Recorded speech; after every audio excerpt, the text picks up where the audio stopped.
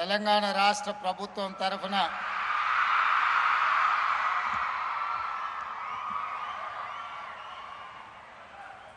వెనుకబడిన తరగతుల సంక్షేమ శాఖ ఆధ్వర్యంలో మాజీ మంత్రివర్యులు ఖైరతాబాద్ శాసనసభ్యులు మిత్రులు దానం నాగేందర్ గారి సభాధ్యక్షతన శ్రీ మహాత్మా జ్యోతిబా పూలే మరియు శ్రీమతి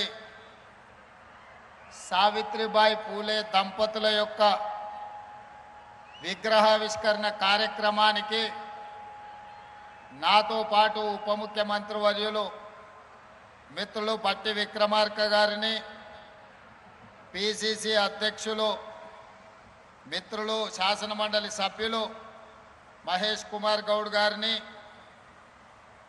హైదరాబాద్ ఇన్ఛార్జ్ మంత్రివర్యులు మిత్రులు పొన్నం ప్రభాకర్ గారిని, సహచర మంత్రివర్గ సభ్యులు దుద్దిల్ల శ్రీధర్ బాబు గారిని, సోదరిమణి మంత్రివర్యులు కొండా సురేఖ గారిని, మరో సహచర మంత్రివర్గ సభ్యులు వాకిటి శ్రీహరి గారిని, మరో సహచర మంత్రివర్గ సభ్యులు మహమ్మద్ అజారుద్దీన్ గారిని, ప్రభుత్వ ప్రత్యేక సలహాదారులు పెద్దలు మాజీ పార్లమెంట్ సభ్యులు మాజీ పిసిసి అధ్యక్షులు కె కేశవరావు గారిని, మరో ప్రభుత్వ ప్రత్యేక సలహాదారులు మాజీ పిసిసి అధ్యక్షులు వి హనుమంతరావు గారిని, బలహీన వర్గాల నాయకుడు 5 దశాబ్దాలు మీకోసమే కొట్లాడిన రాజ్యసభ సభ్యులు మిత్రులు ఆర్ కృష్ణయ్య గారిని, అదేవిధంగా మరో రాజ్యసభ సభ్యులు యువమిత్రులు అనిల్ కుమార్ యాదవ్ గారిని, అదేవిధంగా పార్లమెంట్ సభ్యులు సురేష్ షెట్కర్ గారిని, ఆది శ్రీనివాస్ గారిని, నవీన్ యాదవ్ గారిని, మిత్రులు రాజ్ ఠాకూర్ గారిని, అదేవిధంగా శాసనసభ్యులు ఈర్లపల్లి శంకర్ గారిని, మరో శాసనసభ్యులు మిత్రులు ప్రకాష్ గౌడ్ గారిని, అదేవిధంగా శాసనసభ్యులు మందుల సామ్యుల్ గారిని, మహిళా కమిషన్ చైర్పర్సన్ మాజీ మేయర్ గద్వాల విజయలక్ష్మి గారిని, బీసీ కమిషన్ చైర్మన్ పెద్దలు నిరంజన్ గారిని, అదేవిధంగా మాజీ పార్లమెంట్ సభ్యులు సోదరులు అంజన్ కుమార్ యాదవ్ గారిని, మరో మిత్రుడు బలహీన వర్గాల గొంతుగా జాజుల శ్రీనివాస్ గౌడ్ గారిని, వివిధ కార్పొరేషన్ల చైర్మన్లను, బలహీన వర్గాల సంఘాలకు సంబంధించిన చాలామంది నాయకులను, ప్రాణ సమానులైన యువమిత్రులు తమ్ముళ్ళు చెల్లెండ్లు వేలాదిగా హాజరయ్యి ఆదర్శ పురుషుడైన జ్యోతిబా పూలే దంపతుల యొక్క విగ్రహావిష్కరణ కార్యక్రమాన్ని ఒక పండుగ వాతావరణంలో నిర్వహించినందుకు మనస్ఫూర్తిగా అభినందనలు తెలియజేస్తున్నా. మిత్రులారా, చాలా సందర్భాలలో చాలా ప్రదేశాలలో డాక్టర్ బాబాసాహెబ్ అంబేద్కర్ గారి విగ్రహాన్ని లేదా మహాత్మా గాంధీ గారి విగ్రహాన్ని లేదా జ్యోతిబా పూలే విగ్రహాన్ని లేదా శ్రీమతి ఇందిరాగాంధీ రాజీవ్ గాంధీ గారి విగ్రహాలను ఈ రాష్ట్రంలో ఈ దేశంలో ఎక్కడికి వెళ్ళినా మనం చూస్తూ ఉంటాం. చాలామంది ఈ విగ్రహాల దగ్గరికి జయంతి వర్ధంతుల సందర్భంగా వారిని స్మరించుకోవడానికి, వారు చేసిన గొప్పతనాలను మాట్లాడుకోవడానికి మనం వేదికలుగా చూస్తూ ఉంటాం, వేదికలుగా మనం ఉపయోగిస్తూ ఉంటాం. కానీ మిత్రులారా, ఇక్కడున్న యువ మిత్రులు ముఖ్యంగా మా చదువుకుంటున్న తమ్ముళ్ళు చెల్లెళ్ళు ఈనాడు స్ఫూర్తిగా తీసుకోవలసింది, ఎక్కడైతే ప్రజా కూడలి ఉందో అది గ్రామంలో కావచ్చు, పట్టణంలో కావచ్చు, నగరంలో కావచ్చు, లేదా ఈరోజు హైదరాబాదు నగర నడిబొడ్డున నక్లెస్ రోడ్డులో కావచ్చు, ఒక పక్కన అంబేద్కర్ మరొక పక్కన జ్యోతిబా పూలే, చౌరస్తాలో శ్రీమతి ఇందిరాగాంధీ గారు, ఆ పక్కన పివి నరసింహారావు గారి విగ్రహాలను మనం ఆవిష్కరించుకున్నాం. ఈ విగ్రహాలు అన్నీ వర్ధంతులు జయంతులు జరుపుకోవడానికే కాదు, మనం ఈ ప్రాంతం గుండా ఎప్పుడు ప్రయాణించినా ఈ గొప్ప వ్యక్తుల యొక్క త్యాగాలను వారి యొక్క స్ఫూర్తిని పొంది ఆ స్ఫూర్తితో మనం విద్యలో రాణించాలి, సామాజిక చైతన్యంతో వ్యవహరించాలి, సమాజ అభివృద్ధి కోసం పాటుపడడానికి వీళ్ళ స్ఫూర్తిని తీసుకోవడానికి ఈనాడు ఇక్కడ వీళ్ళ విగ్రహావిష్కరణలు మనం ఏర్పాటు చేసుకోవడం జరిగింది. మిత్రులారా, ఈరోజు నక్లెస్ రోడ్ చౌరస్తా ఒక అద్భుతమైన చౌరస్తా. ఇక్కడికి వస్తే కష్టాలలో ఉన్న, సమస్యలలో ఉన్న ఈ చౌరస్తాలో నిలబడితే నిలువెత్తు విగ్రహం డాక్టర్ బాబాసాహెబ్ అంబేద్కర్ అట్టడుగు వర్గాల నుంచి, సమాజ నిర్లక్ష్యాన్ని నుంచి ఈరోజు ఆకాశమంత ఎత్తుకెదిగిన డాక్టర్ బాబాసాహెబ్ అంబేద్కర్ ఈరోజు రాజ్యాంగాన్ని ఇవ్వడమే కాదు, ఓటు హక్కునివ్వడం ద్వారా ఓటునే ఆయుధంగా పాలకులను ఎన్నుకోవడానికి, క్రమశిక్షణ తప్పిన పాలకులను శిక్షించడానికి ఈనాడు ఓటు హక్కు అందించిన గొప్ప ప్రదాత డాక్టర్ బాబాసాహెబ్ అంబేద్కర్ గారు ఇక్కడ ఆవిష్కరించబడ్డారు. అదేవిధంగా సమాజంలో అంటరానితనం, ఆకలి కేకలు, నిరక్షరాస్యత, మూఢనమ్మకాలు, ఆనాటి కాలంలో అసలు చదువు అనేదే అందని సమయం, మహిళా చదువు అనేది ఆలోచనకు ఊహకు కూడా అందని సందర్భం. 150-160 సంవత్సరాల క్రితం ఆనాడు జ్యోతిబా పూలే మనలో చైతన్యం రావాలి అనంటే, మన బతుకులు బాగుపడాలి, మన తలరాత మారాలి అంటే చదువు ఒక్కటే ఆయుధంగా మారాలి. చదువుకున్న వాడు ఆదర్శ పురుషుడుగా రాణిస్తాడు, ఆదర్శ మహిళగా రాణిస్తారని గుర్తించి 150-160 సంవత్సరాల క్రితం తను చదువుకోవడమే కాదు, తన సతీమణిని కూడా చదివించడం ద్వారా మహిళకు చదువు ఎంత ముఖ్యమో జ్యోతిబా పూలే మనకు ఒక ఆదర్శ ప్రాయుడుగా నిలబడ్డాడు. 136 సంవత్సరాల క్రితం మరణించిన ఈనాడు కూడా ఈ తరం మనం వారిని ఆదర్శ పురుషుడిగా భావిస్తున్నామంటే సమాజంలో వారు తీసుకొచ్చిన సామాజిక విప్లవాన్ని ఈరోజు మనం గుర్తు చేసుకుంటున్నామంటే ఆయన ఆలోచన ఎంత ముందస్తుగా, ఎంత గొప్పగా వారు ఆలోచన చేసిండ్రో ఇవాళ మనం అర్థం చేసుకోవాల్సిన అవసరం ఉన్నది. అందుకే మిత్రులారా, ఆనాడు జ్యోతిబా పూలే చెప్పిందే 136 సంవత్సరాల తర్వాత ఈరోజు ప్రజాపాలనలో, ఇందిరమ్మ రాజ్యంలో మేము అదే విధానాన్ని, అదే ఆలోచనని ఈరోజు కొనసాగిస్తున్నాం. నేను పలు సందర్భాలలో ఇక్కడున్న మా యువకులకు తెలుసు, చదువు ఒక్కటే మన తలరాతను మారుస్తుంది, చదువు ఒక్కటే మన ఆత్మగౌరవాన్ని నిలబెడుతుంది, చదువు ఒక్కటే సమాజంలో మనకు గుర్తింపునిస్తుంది. మన చదువే మన తల్లిదండ్రులను మన గ్రామంలో, మన పట్టణంలో, మన రాష్ట్రంలో తలెత్తుకొని నిలబడే విధంగా మన తల్లిదండ్రుల గౌరవం పెరుగుతుందని నేను పదే పదే ఈరోజు చెబుతున్నా. ఈనాడు మన ప్రభుత్వం వచ్చిన తర్వాతనే వివక్షకు లోనైన, సమాజంలో విభజన కావించబడ్డ కులాల విభజనను ఈరోజు కులాల నిర్మూలన చెయ్యాలి అనంటే, సామాజిక చైతన్యం తీసుకురావాలి అనంటే బీసీ కులాలు వేరు, ఎస్సీ కులాలు వేరు, ఎస్టీ కులాలు వేరు, మైనారిటీ కులాలు వేరువేరుగా రెసిడెన్షియల్ స్కూళ్ళల్లో చదువుకోవడం కాదు, అందరు కలిసి కట్టుగా ఉన్నత వర్గాలతో సహా ఒకే దగ్గర చదువుకోవడం ద్వారా, ఒకే దగ్గర కూర్చొని తినడం ద్వారా, కలిసి జీవించడం ద్వారా కుల వ్యవస్థను నిర్మూలించవచ్చని ఈరోజు యంగ్ ఇండియా రెసిడెన్షియల్ స్కూల్స్ని ఒక విప్లవాత్మకమైన మార్పుని ఈరోజు తెలంగాణ రాష్ట్ర ప్రభుత్వం తీసుకొచ్చింది.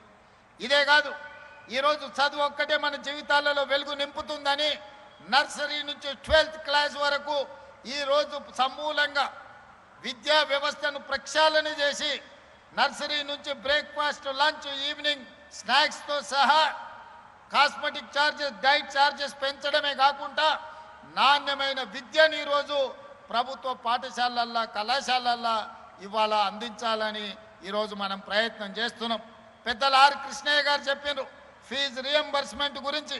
గతంలో జరిగిన అవకతవకలను వదిలేస్తే ఈ విద్యా సంవత్సరం నుంచి అడ్వాన్స్గా బ్యాంకు ఖాతాలో డబ్బులు రెడీగా పెడుతున్నాం. ప్రతి సంవత్సరం 2,400 కోట్ల రూపాయల ఫీజు రియంబర్స్మెంట్ అడగకుండానే మీ ఖాతాలలో వేసి ఎవరి దగ్గర మీరు చెయ్యి చాచాల్సిన అవసరం లేదు. పారదర్శకంగా ప్రక్షాళనతో ఈరోజు మీ ఫీజు రియంబర్స్మెంట్ను అమలు చేయడానికి ఈ ప్రభుత్వం నిర్ణయం తీసుకున్నది. ప్రతి సంవత్సరం ఆర్ కృష్ణయ్య గారికి, మా జాజుల శ్రీనివాస్ గారికి విజ్ఞప్తి చేస్తున్నా, ప్రతి సంవత్సరం 2300 కోట్ల రూపాయల ఫీజు రియంబర్స్మెంట్ అడ్వాన్స్గా బ్యాంకు ఖాతాలో పెట్టి విద్యార్థుల ఖాతాలోకి నగదులు బదిలీ చేసే విధంగా ఈరోజు సమూలమైన ప్రక్షాళన తీసుకొచ్చి బ్యాంకులో మా పట్టి గారు ఈ అకాడమిక్ ఇయర్కు సంబంధించిన 250 కోట్లు అడ్వాన్స్గా ఈరోజు ఖాతాలో పెట్టిండు. పిల్లలు కాలేజీల అడ్మిషన్లు వచ్చినెంబడే మీరు ఆన్లైన్లో అప్లై చేసుకోండి. విత్ ఇన్ ఏ మంత్ మీ ఖాతాలో మీ ఫీజు పడుతుంది. ఎవరు కలత చెందాల్సిన, ఎవరు చింతించాల్సిన అవసరం లేదు. ఎవరి దగ్గరికి మీరు వెళ్ళాల్సిన అవసరం లేదు. ఇక భవిష్యత్తులో ఏ కాలేజీ కూడా మీరు ఫీజులు కట్టలేదని మీ సర్టిఫికెట్లు ఇవ్వమనే అవకాశం ఏ యాజమాన్యానికి ఇవ్వము. ఈ సంవత్సరం నుంచి ప్రతి రూపాయి అడగకంటే ముందే మీ ఖాతాలో వేస్తాం. మీ ఫీజు రియంబర్స్మెంట్ను సంపూర్ణంగా అందిస్తామని చెప్పి తెలంగాణ రాష్ట్ర ముఖ్యమంత్రిగా మీకు విజ్ఞప్తి చేస్తున్నా. మిత్రులారా, నా సూచన ఒక్కటే, నా యువ మిత్రులతో నా ఆలోచన పంచుకునేది ఒక్కటే. ఒకప్పుడు ఇంజనీరింగ్ సర్టిఫికెట్ ఉంటే ఉద్యోగం వచ్చేది. ఒకప్పుడు డాక్టర్ సర్టిఫికెట్ ఉంటే మిమ్మల్ని పిలిచి పిల్లనిచ్చేటోళ్ళు, పిలిచి ఉద్యోగం ఇచ్చేటోళ్ళు. కానీ ఇవాళ డాక్టర్, ఇంజనీరింగ్ సర్టిఫికెట్ ఉంటే సరిపోవడం లేదు. మీ చదువులో నాణ్యం ఉందా, మీరు బాగా చదువుకున్నారా, మీరు ర్యాంక్ స్టూడెంట్సా కాదా, మీకు స్కిల్ ఉన్నదా లేదా అని ఈరోజు ప్రశ్నించే పరిస్థితి వచ్చింది. అందుకే నేను స్పష్టంగా చెప్పిన, నర్సరీ నుంచి 12th వరకు ఎడ్యుకేషన్, 12th పైన స్కిల్ నేర్పాలి అని. సాంకేతిక నైపుణ్యం ఉన్న వాళ్ళకి ఈ ప్రపంచం ఎర్ర తివాచితో స్వాగతం పలుకుతుంది. కేవలం సర్టిఫికెటే ఉంటే ఉద్యోగం వస్తుందో రాదో నేను చెప్పలేను. అందుకే మీరు భాషా పరిజ్ఞానమైన, విద్యకు సంబంధించిన అవగాహన అయినా నర్సరీ నుంచి 12th క్లాస్ వరకు మీరు విద్య నేర్చుకోండి. 12th తర్వాత ఏటీసీలు కావచ్చు, ఐటీఐలు కావచ్చు, పాలిటెక్నిక్ కావచ్చు, స్కిల్ యూనివర్సిటీ కావచ్చు, ఇతర సాంకేతిక నైపుణ్యం, ముఖ్యంగా మా ఆడపిల్లలు ఇక్కడ ఉన్నారు, మీరు నర్సింగ్ చదువుకున్నారంటే 2 లక్షల రూపాయలతోని జర్మనీ, జపాన్, సౌత్ కొరియా లాంటి దేశాలలో మీకు ఉద్యోగాలు ఎదురు చూస్తున్నాయి.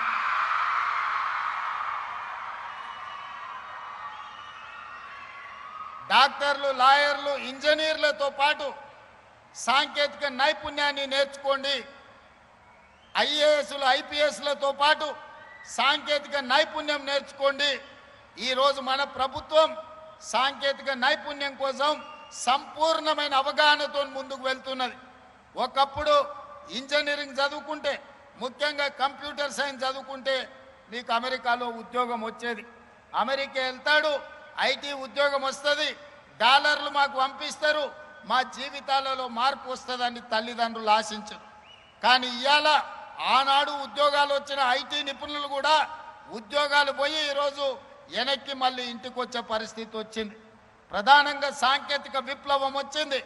ఆర్టిఫిషియల్ ఇంటెలిజెన్స్ వల్ల ఇంజనీరింగ్ గ్రాడ్యుయేట్ ఐటీ నిపుణుల ఉద్యోగాలు కూడా పోయే పరిస్థితి వచ్చింది. మరి ఏ విధంగా ఈ సంక్షోభాన్ని ఎదుర్కోవాలో ఈరోజు మనం ఆలోచన చేయాల్సిన అవసరం ఉన్నది. అందుకే ప్రభుత్వం ముందస్తు ఆలోచన చేసి 2024లోనే టాటా సంస్థతో మాట్లాడి ఈరోజు అడ్వాన్స్ టెక్నాలజీ సెంటర్లను 119 నియోజకవర్గాల్లో 119 ఇన్స్టిట్యూట్స్ని ఈరోజు ప్రారంభించింది. ఏటీసీలో చేరితే ప్రతి స్టూడెంట్కు 2000 రూపాయలు స్టైఫండ్ ఇవ్వడం ద్వారా మీ తొవ్వ ఖర్చులకు, మీ చేతి ఖర్చులకు, మీ తల్లిదండ్రుల మీద ఆధారపడకుండా బట్టి విక్రమార్క గారే ఈరోజు మీకు నగదు ఇస్తున్నాడు. ఉచితంగా చదువు చెప్పడమే కాదు, సాంకేతిక నైపుణ్యం నేర్పడమే కాదు, జర్మన్, జపానీస్ లాంగ్వేజ్ నేర్పించడమే కాదు, ఇంగ్లీష్తో పాటు ఈరోజు విద్యతో పాటు సాంకేతిక నైపుణ్యాన్ని నేర్పిస్తున్నాం. అందుకే డాక్టర్లు, లాయర్లు, ఇంజనీర్లతో పాటు సాంకేతిక నైపుణ్యం నేర్చుకోవడానికి ఈరోజు మీరు సంసిద్ధులు కండి. ఒకప్పుడు చదువులు పోటీ తక్కువ ఉన్నప్పుడు సర్టిఫికెట్ ఉంటే ఉద్యోగం వచ్చేది. ఇవాళ పరిస్థితి లేదు. మొన్న మేము గ్రూప్ 1 ఉద్యోగాలు 562 మందిని నియమిస్తే 60% బలహీన వర్గాలకు ఉద్యోగాలు వచ్చినాయి. ఉన్న రిజర్వేషన్ 42% మేము ఇస్తామంటే 60% గ్రూప్ 1 ఆఫీసర్లు ఈరోజు బీసీలో పిల్లలు సెలెక్ట్ అయినరు. లక్షలాది మంది కాంపిటేటివ్ ఎగ్జామ్స్ రాసిండ్రు. చదువులో పోటీ పెరిగింది. ఒకప్పుడు నేను చదువుకునేటప్పుడు, పెద్దలు కేశవరావు గారు చదువుకునేటప్పుడు అయితే మనం పుట్టనే లేదు. మా అప్పుడు ఫస్ట్ క్లాస్ వస్తే జిల్లా జిల్లా గుర్తుపట్టేది. అరే ఆ పిల్లగాడు ఫస్ట్ క్లాస్ వచ్చిండా అని. ఏడికి పోయినా అతన్ని పెద్దగా చూసేటోళ్ళు. ఇవాళ ఫస్ట్ క్లాస్ కాదు, 100కి 100 మార్కులు వచ్చేటోళ్ళు 1,00,000 మంది వెళ్తారు. 10థ్లోనో ఇంటర్మీడియట్లోనో. ఈరోజు ఆయనలో ఫస్ట్ క్లాస్ కేళ్ళ మీద లెక్క పెట్టేటోళ్ళు పాస్ అయ్యేటోళ్ళు. సెకండ్ క్లాస్లో కొద్దిమంది. మాలాకొట్టోళ్ళం రిజల్ట్ చూడాలంటే థర్డ్ క్లాస్లో ఫస్ట్ మా హాల్ టికెట్ నెంబర్ ఎత్తుకునేది పాస్ అయినమా లేదా అని. కానీ ఇవాళ 100కి 100, 100కి 99 మార్కులు వచ్చేటోళ్ళే 90% పిల్లలు ఉన్నారు. చదువులు అంత పోటీ పెరిగింది. మరి అంత పోటీ పెరిగినప్పుడు ఉద్యోగాలలో పోటీ పెరగదా? మీ క్లాసులలో మీ మార్కులే చూసుకుంటారు కదా, నేను చెప్పాల్సిన పని లేదు. అసలు ఎవరైనా 35-40 మార్కులతో పాస్ అయ్యేటోళ్ళు ఈ కాలంలో ఎవరైనా ఉండరా? 90 పైనే సీటు రావాలంటే 100%, 99%, 98%లోనే మంచి కాలేజీలలో సీట్లు ఆగిపోతున్నాయి. మా జర్నలిస్టులు కూడా ఇడు వాళ్ళ పిల్లల చదువులు వాళ్ళకి తెలియదా ఎంత పరిస్థితి ఉందో? మరి ఇంత పోటీ ప్రపంచంలో అందరూ 100కి 100% తెచ్చుకోవాలంటే సాధ్యం కాకపోవచ్చు. కొందరు చదువు కంటే కూడా సాంకేతిక నైపుణ్యంలో రాణించే వాళ్ళు ఉంటారు. కొందరు క్రీడల్లో రాణించే వాళ్ళు ఉంటారు. ఆటల్లో మేటి ఉంటారు. మట్టిలో మాణిక్యాలు ఉంటారు. వాళ్ళు క్రీడల వైపు వచ్చినా, అందుకే యంగ్ ఇండియా స్పోర్ట్స్ యూనివర్సిటీ ద్వారా క్రీడలలో రాణించిన కోట్ల రూపాయల నగదు బహుమతే కాదు, ప్రభుత్వ ఉద్యోగాలు ఇస్తామని నిన్నగాక మొన్న గ్రూప్ 1లో నిఖత్ జరీన్ బాక్సింగ్ ఛాంపియన్కు డిఎస్పీ ఉద్యోగం ఇచ్చినాం. సిరాజుద్దీన్ క్రికెట్ ప్లేయర్కు ఉద్యోగం ఇచ్చినాం. ఒలింపిక్స్లో మెడల్ సాధించిన దీప్తి జువాంజీ వరంగల్లో గ్రూప్ 2 ఉద్యోగాలు ఇచ్చినాం. కాబట్టి ఇవాళ యువమిత్రులకు నా సూచన, చదువుతో పాటు సాంకేతిక నైపుణ్యం నేర్చుకోండి. జర్మనీ, జపాన్, సౌత్ కొరియా పంపించే బాధ్యత రాష్ట్ర ప్రభుత్వం మీ రేవంత్ అన్న తీసుకుంటాడు. మిమ్మల్ని ఆ దేశాలకు పంపించి మీ తల్లిదండ్రులు మీ భవిష్యత్తు కోసం ఎంత బాధ్యతాయుతంగా వ్యవహరిస్తారో అంతే బాధ్యతతోని మీ భవిష్యత్తు కోసం నేను ప్రణాళికలు రచిస్తా. మీరు అద్భుతంగా రాణించండి. సాంకేతిక నైపుణ్యంలో జర్మన్, జపాన్, సౌత్ కొరియా లాంటి దేశాలలో మీకు ఉద్యోగాలు ఇప్పించే బాధ్యత నేను తీసుకుంటా. మీరు క్రీడల్లో రాణించండి. రాష్ట్ర స్థాయిలో మెడల్లు సాధించండి. దేశ స్థాయిలో దేశానికి గౌరవాన్ని తీసుకురండి. ఒలింపిక్స్లో మెడల్ తీసుకురండి. ప్రభుత్వ ఉద్యోగాలు ఇచ్చి నగదు నజరానాలు ఇచ్చే బాధ్యత మీరు రేవంత్ అన్న తీసుకుంటాడు. అది నాది జిమ్మేదారి. ఇవాళ చదువుకుంటేనే మన బతుకులు మారుతాయి. చదువుకుంటేనే మన తలరాత మారుతుంది. సాంకేతిక నైపుణ్యం ఉంటేనే ఉద్యోగ ఉపాధి అవకాశాలు వస్తాయి. అవకాశాలు అందిపుచ్చుకోవాలి. అవకాశాల కోసం పోటీ పడాలి. మన ప్రభుత్వం అమలు చేస్తున్న సంక్షేమం కావచ్చు, అభివృద్ధి కావచ్చు, సామాజిక చైతన్యంతో తీసుకుంటున్న విప్లవాత్మకమైన ప్రభుత్వ నిర్ణయాలు కావచ్చు. ఆనాడు 40 సంవత్సరాలు కృష్ణ మాదిగ ఎస్సీ కులాల వర్గీకరణ కోసం కొట్లాడాడు. మాదిగ ఉపకులాల కోసం దేశం మొత్తం పోరాటం చేశారు. 30-40 సంవత్సరాలు ఎవ్వరు అమలు చేయలే. ఈనాడు ధైర్యంగా గుండె మీద చేసుకొని తెలంగాణ రాష్ట్ర ముఖ్యమంత్రిగా దేశంలో మొట్టమొదటి రాష్ట్రంగా మాదిగ ఉపకులాల వర్గీకరణ చేసి ఈరోజు 30-40 మంది గ్రూప్ 1 అధికారులకు నియామక పత్రాలు అందించిన ప్రభుత్వం తెలంగాణ రాష్ట్ర ప్రభుత్వం. మాదిగ ఉపకులాల వర్గీకరణ చేయడం ద్వారా సమాజంలో ఉన్న సమస్యను పరిష్కరించడం. కులగణన ఈ దేశంలో గొర్రెలకు లెక్కుంది, బర్రెలకు లెక్కుంది, కోళ్ళకు లెక్కుంది, కుక్క పిల్లలకు లెక్కుంది, చాప పిల్లలకు కూడా లెక్కుంది. కానీ మా బలైన వర్గాలకు లెక్క లేదు. 100 సంవత్సరాల నుంచి ఎవరు లెక్క కట్టాలన్న ఆలోచన చేయలే. ఆలోచన చేసిన ధైర్యం చేయలేదు ఎవరు బలైన వర్గాలను లెక్కించడానికి. 1931లో బ్రిటిష్ రాజులు చేస్తే 100 ఏళ్ళు మళ్ళీ ఎవరు చేయలే. కానీ ఈనాడు మా మిత్రుడు మహేష్ కుమార్ గౌడ్ గారు, మా సోదరుడు భట్టి విక్రమార్క గారు, నేను కలిసి పొన్నం ప్రభాకర్ గారి అధ్యక్షతన ఈ దేశంలోనే మొట్టమొదటి రాష్ట్రం తెలంగాణ రాష్ట్రం జనగణన చేసి బలైన వర్గాల లెక్క తేల్చి మీరు ఎంతమంది ఉన్నారో, మీరు ఎంత భాగస్వామ్యం మీకు ఇవ్వాలో లెక్కలు తేల్చి ఈరోజు కేంద్ర ప్రభుత్వానికి సవాలు విసిరిన ప్రభుత్వం ఈ తెలంగాణ రాష్ట్రంలో ఉంది. మీ రేవంత్ అన్నగా నేను మీకోసం చేసి పెట్టిన ఈరోజు ఫిబ్రవరి 2024 నాడు మొదలుపెట్టి ఫిబ్రవరి 2025 నాటికి సంవత్సరం తిరిగే లోపల లెక్కలు మొత్తం లెక్క పెట్టి ఫిబ్రవరి 4ను సామాజిక సోషల్ జస్టిస్ డేగా ఈరోజు తెలంగాణ రాష్ట్ర ప్రభుత్వం జరుపుకుంటుంది. సోదరులారా, వేదిక మీద ఉన్న మిత్రులందరికీ తెలుసు, జాజుల శ్రీనివాస్ గౌడ్ గారికి చాలా వివరంగా తెలుసు ఎన్ని ఒత్తిళ్ళు వచ్చినాయో, ఏ పరిస్థితుల్లో తప్పు జరగకుండా కోర్టుల ముందు నిరంజన్ గారు ఉన్నారు, ఇక్కడే బీసీ కమిషన్ చైర్పర్సన్, కోర్టులో పిటిషన్లు వేసినోళ్ళు, లిటిగేషన్లు పెట్టినోళ్ళు, ముందుకు వద్దన్నోళ్ళు, శాపనార్థాలు పెట్టినోళ్ళు, కులగణన జనగణనలో భాగస్వామ్యం చెయ్యనోళ్ళు, మాజీ ముఖ్యమంత్రి మాజీ మంత్రులు చేసినోళ్ళు ఈ జనగణ బీసీ కులగణలో పాల్గొనలే. వాళ్ళు లెక్కలకే రాలే. ఎందుకంటే లెక్క పెడితే వాళ్ళు ఎంతమంది ఉన్నారో తెలుస్తుంది, వాళ్ళకి ఎన్ని పదవులు ఇచ్చినారో తెలుస్తుందని లెక్కలోనే వాళ్ళు లైన్లో నిలబడలేదు. అయినా వాళ్ళు అసెంబ్లీలో వ్యతిరేకించిన చట్టపరంగా కమిషన్ నియమించి చట్టపరంగా అన్ని నిబంధనలు అమలు చేసి ఈరోజు దేశంలోనే మొట్టమొదటి రాష్ట్రంగా బలహీన వర్గాల లెక్కలు తేల్చిన రాష్ట్రం తెలంగాణ రాష్ట్రం. మనమే మొదటి రాష్ట్రం, మనమే చివరి రాష్ట్రం. ఇన్ని గొప్పలు చెప్పే ప్రధానమంత్రి గారు గుజరాత్లో కూడా చెయ్యలేదు. ఈరోజు భారతదేశ జనాభా లెక్కలు కట్టాలి అని అంటే కులగణన చెయ్యక తప్పని పరిస్థితి ప్రధానమంత్రికి కల్పించడం. మా హనుమంతరావు గారు ఢిల్లీ స్థాయిలో కొట్లాడుతున్నాడు. ఢిల్లీలో ధర్నా జరిగినప్పుడు కూడా నేను అక్కడికి వెళ్ళినా. వెనకటికి పెద్దోళ్ళు చెప్పారు ఏట్లేసినా లెక్కగట్టి వెయ్యాలని. మరి బలహీన వర్గాలకు సంక్షేమాన్ని అందించాలన్నా, బలహీన వర్గాలకు ఉద్యోగ ఉపాధి అవకాశాలు ఇవ్వాలన్నా వాళ్ళ లెక్క ఉండాలి కదా.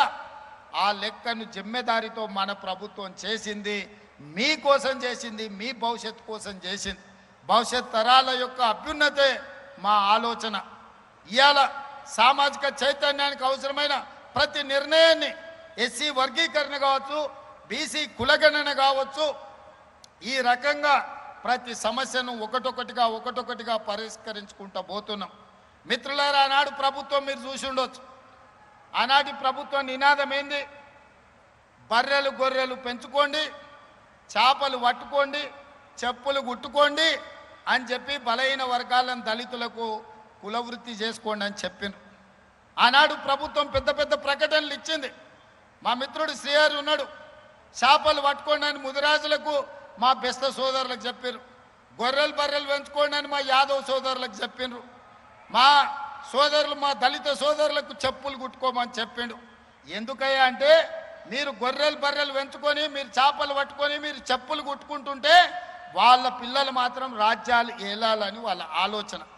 మీరు చదువుకుంటే, మీరు డాక్టర్లు ఇంజనీర్లు అయితే, మీరు ఐఏఎస్లు ఐపీఎస్లు అయితే రాజ్యాధికారంలో మీరు భాగం అడుగుతారు. కాబట్టి మీరు చదువుకోవద్దన్న ఆలోచనతోని గొర్రెలు బర్రెలు చేపలు చెప్పులు కుట్టుకోండి అని ఆనాటి పాలకులు చెప్తే మీ సోదరుడు రేవంత్ అన్న చెప్పిండు. మన ముత్తాతల నుంచి అదే పని చేసి, మన తాతలు అదే చేసి, మన తల్లిదండ్రులు కూడా చెప్పులు కుట్టో గొర్రెలు బర్రెలను కాసుకోనో మనల్ని బడికి పంపించారు చదువుకోమని. ఇప్పుడు కూడా మన తరం చెప్పులు కుట్టుకోవాల్సిందేనా? ఇప్పుడు కూడా గొర్రెలు బర్రెలను పెంచుకోవాల్సిందేనా? చేప పిల్లల్ని పట్టుకోవాల్సిందేనా? మనలో మార్పు రావద్దా? ఈ సమాజంలో మనం డాక్టర్లు కావద్దా? ఈ సమాజంలో లాయర్లు ఇంజనీర్లు కావద్దా? ఈ సమాజంలో ఐఏఎస్లు ఐపీఎస్లు కావద్దా? ఈ సమాజంలో ఎమ్మెల్యేలు ఎంపీలై మంత్రులై ఈ దేశ పరిపాలనలో భాగస్వాములు మీరు కావద్దా? అందుకే ఇవన్నీ జరగాలి అని అంటే మీరు చదువుకోవాలి. చదువు ఒక్కటే మీ తలరాతను మారుస్తుంది. మీ చదువు ఒక్కటే ఈ తెలంగాణ రాష్ట్రాన్ని అభివృద్ధి పదం వైపు నడిపిస్తుంది. భారతదేశాన్ని ప్రపంచ చిత్రపటంలో గొప్ప దేశంగా నిలబెడుతుంది. దానికి చదువు ఒక్కటే పరిష్కారం, చదువు ఒక్కటే మార్గం. ఇది నేను చెప్పడం లేదు. ఈనాడు విగ్రహాలు ఆవిష్కరించుకున్న జ్యోతిబా పూలే ఈరోజు సావిత్రిబాయి పూలే 150 ఏండ్ల కింద చదువు ఒక్కటే మన తలరాతను మారుస్తుందని చెప్పారు. అందుకే ఈడికి వచ్చిన వాళ్ళు జ్యోతిబా పూలేకు దండం పెట్టుకొని వారు ఇచ్చిన స్ఫూర్తిని ఆదర్శంగా తీసుకొని వారి ఆలోచనలకు అనుగుణంగా ఇక్కడున్న మా చెల్లెళ్ళు మా తమ్ముళ్ళు డాక్టర్లు, లాయర్లు, ఇంజనీర్లు, ఐఏఎస్లు, ఐపీఎస్లు కావాలి, ప్రజాప్రతినిధులై చట్టసభలకు రావాలి. మీకు అవసరమైన అన్ని వసతులు ఏర్పాటు చేసే బాధ్యత నాది. మీకు నాణ్యమైన విద్యను అందించే బాధ్యత నాది. ఈరోజు విద్య చేరింది గ్రామాలకు, కానీ నాణ్యమైన విద్య లేదు. ఈరోజు ఆహారం అందుబాటులో ఉంది, కానీ పౌష్టిక ఆహారం అందుబాటులో లేదు. అందుకే నాణ్యమైన విద్యను, పౌష్టిక ఆహారాన్ని మీకు అందించే బాధ్యత నాది. మీ తల్లిదండ్రులకు మీరు భారం కావాల్సిన పని లేదు. మీ సోదరుడు రేవంత్ అన్న ఇక్కడ ఉన్నాడు. మీ తల్లిదండ్రులకు భారం కాకుండా మీ బంగారు భవిష్యత్తు కోసం అహర్నిశలు రోజుకు 18 గంటలు మీకోసం పనిచేస్తా. నాకు వయసు ఉంది, ఓపిక ఉంది. కేశవరావు గారు లాంటి అనుభవజ్ఞుల సలహాలు నాకున్నాయి. కష్టపడి పనిచేయడానికి మిత్రులుగా పొన్నం ప్రభాకర్, మహేష్ గౌడ్, బట్టి విక్రమార్క గారు సహచరులుగా ఉన్నారు. ఇంత మంచి అవకాశం మళ్ళీ రాదు. ఇలాంటి మీరు కోరుకున్న ప్రభుత్వం ఇప్పట్లో మళ్ళీ రాదు. దీన్ని కొనసాగించండి. మీ ఉజ్వల భవిష్యత్తుకు పనిచేసే అవకాశం మాకు లభించింది. ఈ అవకాశాన్ని ఉపయోగించుకొని మీ బంగారు భవిష్యత్తుకు బాటలు వేసే బాధ్యత ఈ ప్రభుత్వం తీసుకుంటుంది. ఈ కార్యక్రమానికి విచ్చేసిన సోదరిమణులందరూ, ముఖ్యంగా విద్యార్థులందరినీ మనస్ఫూర్తిగా అభినందిస్తున్నా. చదువులో రాణించండి, క్రీడల్లో రాణించండి, పరిపాలనలో రాణించండి.